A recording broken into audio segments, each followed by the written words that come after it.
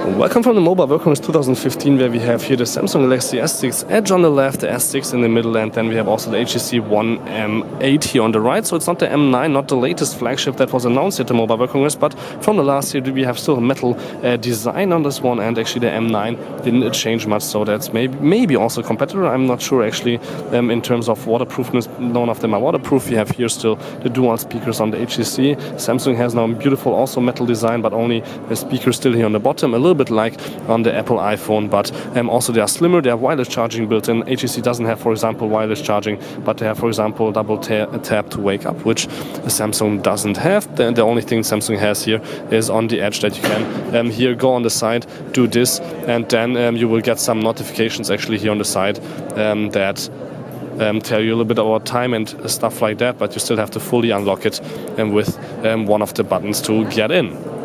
So this is about the front. We can also put them on top of each other so you guys can really see the thickness that Samsungs with 7mm are really quite amazingly thin and light, even though they have wireless charging built in, and all of these three phones have the same amount of battery actually built in, 2600, and all of these, even though the HTC only has a 5.0 inch full HD screen, and here we have a 5.1 inch 2K screen, or 2560 x 1440 you could say.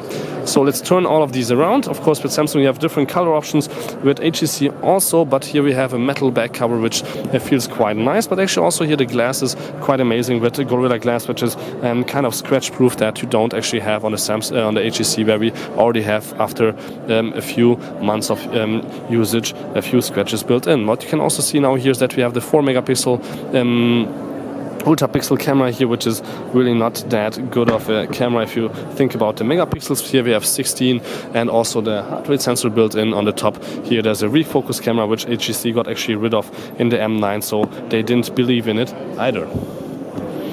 So let's turn all of these around, and since actually these two have the same technical details, we can actually just use these two to compare them with each other. Like for example with the camera, that's the only or one of the main reasons actually I would get a Samsung, because they always have amazing cameras. So let's just open up on both the camera, and you will see right away that on the HTC the focus was a little bit faster here, and also it seems to have better wide angle, since the phone on the back is a little bit smaller, and it can't really focus on the S6 Edge because it seems to be too close. It's quite interesting, shouldn't be like that, but of course it's still a pre-production, and now it looks a little bit better.